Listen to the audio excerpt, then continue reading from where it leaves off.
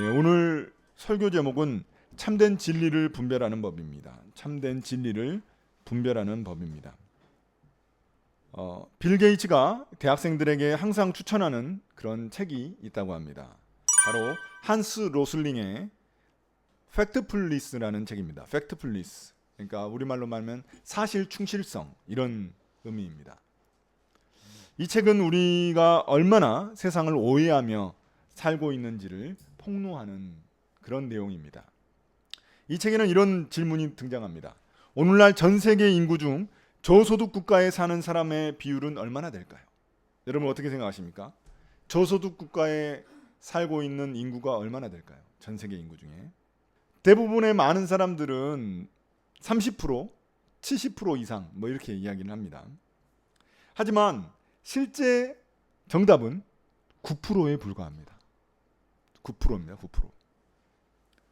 충격적인 것은 이렇게 질문했을 때 답하는 사람들의 정답률입니다.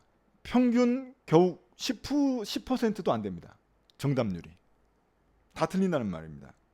그런데 우리가 이 질문을, 이 선택지를 3개를 주고 1번, 2번, 3번을 주고 침팬지한테 물어보면 어떨까요? 침팬지는 셋 중에 하나를 찍을 거 아닙니까? 그러면은 정답률이 33%죠. 33.3%죠. 근데 우리는 정답률이 10%도 안 된다는 겁니다. 찍어도 맞추는 걸 우리는 못 맞춘다는 거죠.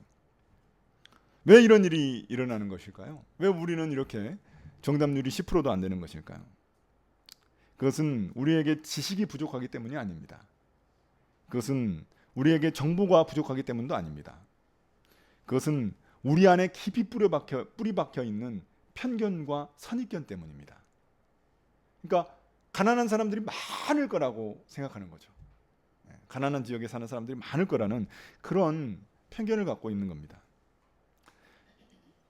그래서 이런 편견과 선입견이 우리가 사실을 사실대로, 세상을 세상 있는 그대로 볼 수 없게 우리의 눈을 가리는 것입니다.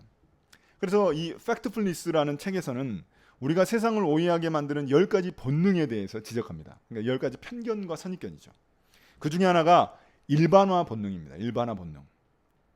어떤 일반화 본능은 어떤 거냐면 저 사람은 학교를 어디 나왔으니까 이럴 거야. 어떤 배경을 가지고 있으니까 이럴 거야. 이 사람은 출신이 여기 출신이니까 아마도 이럴 거야 라고 이렇게 우리가 일반화한다는 것입니다. 우리의 고정관념이 있다는 것입니다. 문제는 이러한 편견이 단순히 세상을 오해하는 데서 그치지 않는다는 점입니다.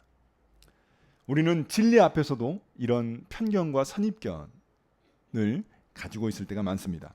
내가 경험한 신앙, 그러니까 내가 어렸을 때부터 경험했던 신앙들이 있잖아요. 또 내가 그런 곳에서 배웠던 신앙의 관습이나 전통들, 혹은 내가 많은 사람을 만나면서 사람을 판단하는 그런 잣대들이 생기기 시작합니다. 이런 것들이 우리에게 편견의 안경을 씌워줍니다. 그래서 사람을 잘못 판단하게 되는 것이죠. 그리고 하나님도 잘못 판단하게 된다는 것입니다. 우리가 찾는 하나님은 어떤 분인가요? 우리는 하나님을 있는 그대로, 성경에 있는 그대로 하나님을 안다고 생각하지만 그렇지 않은 경우가 많습니다. 의학 박사 티머시 제닝스는 자신의 책 뇌, 하나님 설계의 비밀에서 이렇게 말합니다. 하나님을 어떤 분으로 믿느냐에 따라서 우리의 뇌가 변하고 삶이 변한다는 겁니다. 하나님을 어떤 분으로 믿느냐. 무슨 의미인가요? 만약 우리가 믿는 하나님이 성경의 하나님이 아니라 내가 가지고 있는 어떤 편견과 선입견이 만들어낸 우상일 수도 있다는 그런 의미입니다. 그럴 경우에는 우리의 신앙이 오히려 우리를 파괴할 수도 있다는 그런 경고입니다. 이 책에서는 그렇게 말하거든요. 하나님을 재판관으로 믿으면 뭐든지 죄에 대해서 정죄하고 막 판단하고 이런 하나님이니까 그 사람의 뇌 발달이 이상하게 왜곡된다는 겁니다. 그래서 이 사람의 삶이 안 좋게 변한다는 겁니다. 그런데 사랑의 하나님으로 믿었을 때 그 사람의 뇌와 삶은 또 다르게 변한다는 것이죠. 이처럼 우리가 어떤 하나님을 믿느냐도 너무나 중요한 것입니다. 그런데 우리의 여러 가지 경험들, 지식들이 편견과 선입견을 만들어서 잘못된 하나님, 왜곡된 하나님을 믿게 만들 수도 있다는 것입니다. 그래서 오늘 말씀을 통해서 우리 안에 자리 잡은 그런 신앙적인 편견과 선입견을 깨트리고 진짜 진리를 만날 수 있는 그런 방법을 나누고자 합니다. 제가 지난주에도 말씀드렸지만 우리는 성경을 더 많이 배우면 하나님을 더 잘 안다고 착각합니다. 하지만 오히려 그 지식이 하나님을 더 아는 데 있어서 장애물이 되기도 하고 하나님과의 관계에서 더 멀어지게 할 수도 있습니다. 14절 15절 같이 보겠습니다. 명절이 중간에 접어들었을 즈음에 예수께서 성전에 올라가서 가르치셨다. 유대 사람들이 놀라서 말하였다. 이 사람은 배우지도 않았는데 어떻게 저런 학식을 갖추었을까? 여기서 명절이라는 것은 초막절을 의미합니다. 초막절은 이제 광야에서 하나님이 은혜를 베푸시고 그들을 보호하시고 인도하셨던 그 날을 기념해서 이 초막을 지어놓고 거기서 이제 일주일 동안 사는 그런 날입니다. 그 날을 기념하는 겁니다. 그 광야에서의 그 경험을 기념하는 날이죠. 그래서 이 초막절이 굉장히 중요한 날인데 그래서 유대인들은 명절을 세기 위해서 예루살렘에 모이게 됩니다. 그때 예수님도 함께 그곳에 올라가십니다. 그래서 거기에서 성전에 올라가셔서 말씀을 전하십니다. 예루살렘 성전에서. 그러자 사람들은 이 예수님의 가르침에 깜짝 놀라게 됩니다. 예수님이 이제 구약 말씀을 전하셨을 거 아니에요. 예수님 뭐 신약이 있으신 건 아니잖아요. 구약 말씀을 전하셨는데 그 구약 말씀이 너무나 놀라웠던 거죠. 그래서 깜짝 놀라는 거죠. 그래서 사람들이 어떻게 이야기합니까? 이 사람 배우지도 않았는데 어떻게 저런 학식을 갖췄을까? 이렇게 말을 합니다. 그걸 보면은 그냥 감탄 같잖아요. 그런데 사실은 감탄이 아닙니다. 이 말은 뭐냐면은 아니 저기 시골 나사렛 출신의 목수가 어떻게 저런 이야기를 하지? 이런 이야기입니다. 아니 무슨 정식으로 랍비 교육도 뭐 안 받은 사람인데 뭐 구약을 제대로 배우지도 않은 사람인데 어떻게 저런 말을 할 수가 있지? 이런 표현입니다. 비아냥거리고 조롱하는 말입니다.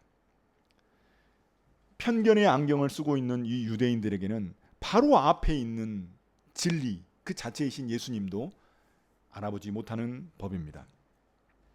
예수님은 그들의 의문과 비아냥거림에 응답하십니다. 16절 17절입니다. 예수께서 그들에게 대답하셨다. 나의 가르침은 내 것이 아니라 나를 보내신 분의 것이다. 하나님의 뜻을 따르려는 사람은 누구든지 이 가르침이 하나님에게서 난 것인지 내가 내 마음대로 말하는 것인지를 알 것이다. 이 말씀은 유대인들의 그 마음을 다 아시고 핵심을 찌르는 말씀입니다. 유대인들이 예수님을 믿지 못하는 이유는 그들에게 성경 지식이 부족하기 때문이 아닙니다. 구약의 모세 오경을 다 외우는 암기하는 사람들입니다. 성경 지식이 부족한 게 아니에요. 이 사람들이 예수님을 따르지 않는 이유는 그냥 예수님을 따르기 싫기 때문입니다. 그 말씀이 옳아도 따르기 싫은 겁니다. 예수님이 하시는 그 구약의 말씀이 너무 깊이가 깊거든요. 핵심을 찌르는 말씀이거든요. 본질을 찌르는 말씀인데 그걸 따르고 싶지 않은 겁니다. 왜 예수님을 따르고 싶지 않을까요?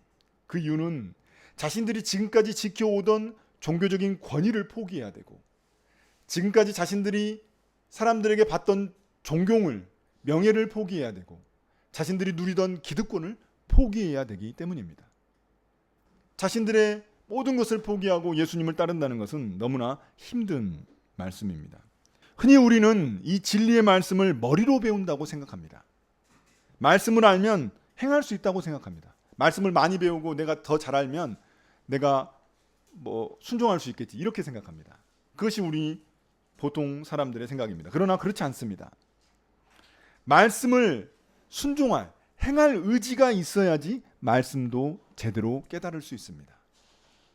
그러니까 말씀을 그냥 아는 데에서 그치려고 하는 그런 마음이라면 말씀의 참된 진리를 깨달을 수 없다는 것입니다. 말씀에 순종하려는 사람에게 하나님의 말씀은 그 진리를 드러내십니다. 그 진리의 속살이 드러나고 맙니다. 하지만 자기 생각과 자기 뜻, 자기 욕심으로 가득 찬 사람에게 진리는 참된 모습을 드러내지 않습니다. 오히려 그들에게는 진리가 자신의 뜻을 행하는 데 있어서 장애물이 됩니다. 방해가 됩니다. 그래서 심지어 진리를 알지만 그 진리를 자신의 욕심을 위해, 자신의 뜻을 위해 왜곡해버리고 맙니다. 우리가 뭐 이단 사이비 같은 데 보면은 같은 성경을 가지고 있는데 어떻게 저렇게 해석할 수 있지? 이런 생각이 들지 않습니까? 그러니까 자기가 욕심을 가지고 있으면 심지어 말씀도 왜곡시켜 버리는 거죠. 그래서 진리는 단지 자신을 받드는 시중 노릇을 하게 만들어 버립니다. 단지 뭐 이단 사이비만 그러겠습니까? 우리도 마찬가지로 내 안에 많은 그런 욕심과 뜻과 그런 것들이 있으면은, 내 생각들이 너무나 가득 차 있으면은 하나님의 말씀도 왜곡해서 해석해 버리고 맙니다. 그러므로 우리가 주님의 말씀에 순종하지 않는 이유는 뭘까요? 우리가 말씀을 많이 알지 못하거나 잘 이해하지 못하기 때문이 아닙니다. 성경이 너무 어려워서 내가 이해를 못하니까 순종도 못하는 거다. 이거는 핑계에 불과합니다. 우리가 순종하지 못하는 이유는 말씀을 따르려는 그 의지가 우리 안에 없기 때문입니다. 내 생각과 내 욕심, 내 마음이, 내 뜻이 너무나 가득 차 있기 때문입니다. 그래서 내 삶의 주권을 주님께 맡기고자 하는 그런 의지가 없는 것입니다. 그러니까 진리가 우리의 삶을 변화시키지 않는 것입니다. 진리의 문제가 있는 것이 아니라 나의 마음에, 내 영혼에 문제가 있는 것입니다. 그럼 왜 순종의 의지가 잘 생기지 않을까요? 18절입니다. 자기 마음대로 말하는 사람은 자기의 영광을 구하지만 자기를 보내신 분의 영광을 구하는 사람은 진실하며 그 사람 속에는 불의가 없다. 7장 18절에 보시면 자기 영광을 구하는 사람들에게는 순종할 의지가 없습니다. 자기 영광이 중요하거든요. 단지 내 생각과 내 지식이 옳음을 증명하기 위해서 진리조차도 자신의 입맛에 맞게 왜곡시켜버리고 맙니다. 오랫동안 한국 교회를 지배하고 있던 기복주의 신앙도 마찬가지입니다. 성경이 기복주의 신앙을 말하고 있지 않거든요. 그런데 오랫동안 한국 교회는 기복주의 신앙이 마치 진리인 양 선포한 적이 있었습니다. 자기 영광을 구하는 자에게는 진리의 말씀도 왜곡할 수 있는 것입니다. 하지만 자기 영광이 아닌 하나님의 영광을 구하는 자들은 다릅니다. 성경 말씀을 있는 그대로, 그 진리대로 받아들입니다. 그리고 내 삶의 주권을 주님께 맡깁니다. 이러한 성경 지식을 갖추면 그 지식이 우리의 삶을 변화시키게 됩니다. 그러니까 내 안에 진짜 내가 하나님 말씀에 순종하고 싶은 의지가 있느냐, 내 뜻과 내 욕심과 내 생각을 버리고 주님을 따를 그 의지가 있느냐를 점검해 봐야 합니다. 그런데 진리를 분별하는데 또 다른 장애물이 있습니다. 바로 우리가 신앙생활하며 쌓아온 전통과 형식이라는 틀입니다. 신앙생활을 하면서 전통과 형식이 생기는 것 자체가 잘못된 것은 아닙니다. 신앙생활을 하다 보면은 안전장치가 필요하기 때문에 우리는 자연스럽게 어떤 신앙의 전통과 틀, 형식을 갖추게 됩니다. 그것 자체가 잘못된 것은 아닙니다. 하지만 문제는 내가 배우고 경험한 그 신앙의 전통과 형식이 전부라고, 신앙의 전부라고, 진리라고 착각할 때 문제가 발생하는 것입니다. 제가 들은 이야기 중에 이런 이야기가 있습니다. 어느 교회에서 이제 담임 목사님이 교회 피아노를 이제 여기에 있는 걸 여기로 옮기려고 하셨는데 하도 반대하는 사람이 많아가지고 옮기지를 못하셔가지고 여기서 옮기는데도 옮기지를 못하지 몇 년이 걸리셨답니다. 여기서 여기까지 옮기는데. 왜냐하면 조금씩 옮기셔가지고 몇 센치씩 옮겨가지고 여기까지 옮기셨다는 거예요. 왜냐하면 여기에 있는 것이 너무 익숙한 거죠. 사람들에게는 너무 익숙한 거예요. 원래 근데 피아노의 역할은 뭔가요? 음악을 들려주면 끝입니다. 여기 있든 저기 있든 아무 상관이 없어요. 뒤에 있든 아무 상관이 없습니다. 음악이 들리면 되는 거예요. 그런데 그 음악의 본질, 피아노의 본질은 잊어버리고 그 위치만 생각하게 되는 거죠. 그런 경우도 있다고 합니다. 형식이 본질을 앞서기 시작하면, 형식이 나쁜 건 아니지만 형식이 본질을 앞서고 본질을 덮어버리기 시작할 때, 그럴 때 이제 우리의 신앙은 생명력을 잃어버리는 겁니다. 생동력을 잃어버리고 맙니다. 한국 교회에도 이른바 좋은 신앙인의 5대 기준이 있었습니다. 지금도 어쩌면 어떤 교회에는 이 기준이 여전히 유효할지도 모르겠습니다. 첫째, 새벽 예배. 둘째, 술 담배 금지. 셋째, 주일 성수. 넷째, 11조. 다섯째, 봉사, 교회 봉사. 이 5가지만 잘 갖추면은, 이 기준만 잘 갖추면은 굉장히 훌륭한 신앙인으로, 좋은 신앙인으로 여겨졌다는 겁니다. 물론 귀한 덕목이지만 위험한 함정이 도사리고 있습니다.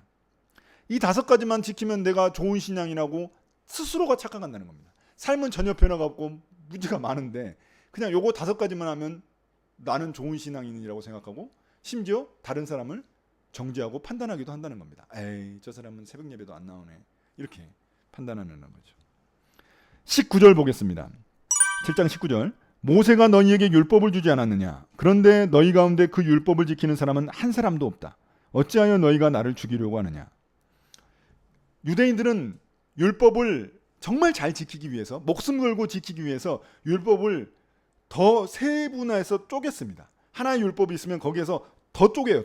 더 쪼개가지고 율법을 613가지를 더 만들었습니다. 거기다가 전통도 또 붙여가지고 아주 꼼꼼하게 촘촘하게 만들어가지고 율법을 어떻게든 지킬 수 있도록 그렇게 했습니다. 그런데 예수님이 지금 뭐라고 말씀하시는 건가요?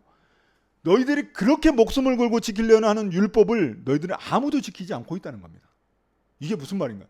율법을 생명 걸고 지키고 있는 유대인들한테 너희들은 아무도 지키지 않고 있어. 이렇게 충격적인 말씀을 선포하시는 것입니다.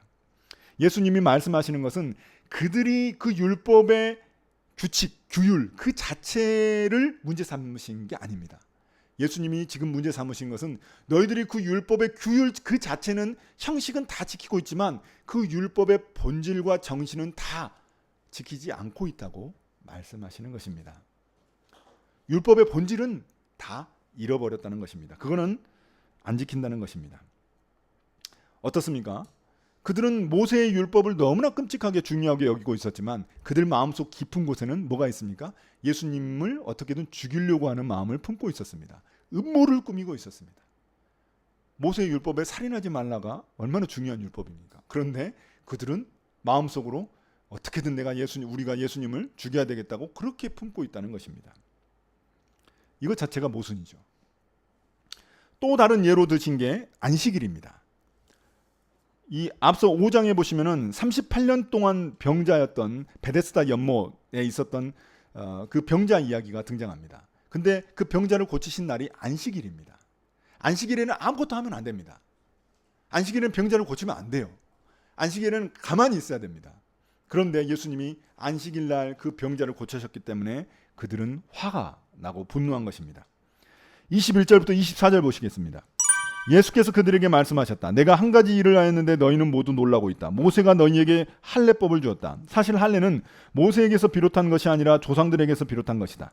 이 때문에 너희는 안식일에도 사람에게 할례를 준다. 모세의 율법을 어기지 않으려고 사람이 안식일에도 할례를 받는데 내가 안식일에 한 사람의 몸 전체를 성하게 해주었다고 해서 너희가 어찌하여 나에게 분개하느냐. 겉모양으로 심판하지 말고 공정한 심판을 내려라.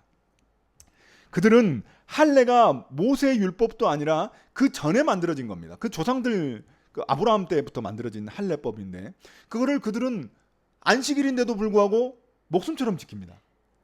할례가 뭔가요? 생식기에 그 상처를 내 가지고 그렇게 하나님과의 약속을 지키는 거잖아요. 언약의 상징으로 언약의 표식으로 삼는 것인데 그것을 안식일에도 그들은 해요. 그런데 예수님이 안식일 날 어떤 사람을 38년 된 그 병자를 고쳤다고 해서 그 안식일을 깼다고 이야기하는 거예요.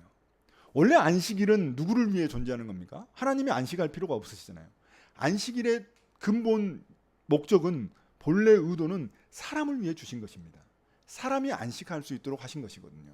그런데 예수님이 38년 된 병자를 고치셔가지고 안식할 수 있도록 해주셨는데 그 안식일의 본래 의미와 목적을 성취하셨는데 그럼에도 불구하고 그들은 예수님을 비난하고 분노하고 있다는 것입니다. 그들은 율법의 그 규율 자체는 따르고 있을지 모르지만 그 율법의 본래 목적과 정신은 완전히 잃어버린 것입니다. 하나님이 왜 그 율법을 주셨는지 그 정신을 잃어버린 것입니다. 율법의 근본 정신은 긍휼과 사랑입니다. 구약의 레위기에 보시면은 너무나 많은 그런 그 규율들이 나오잖아요. 그 모든 규율들의 본래 목적은 사랑입니다. 예수님의 말씀의 핵심은 24절입니다. 겉모양으로 심판하지 말고 공정한 심판을 내리라.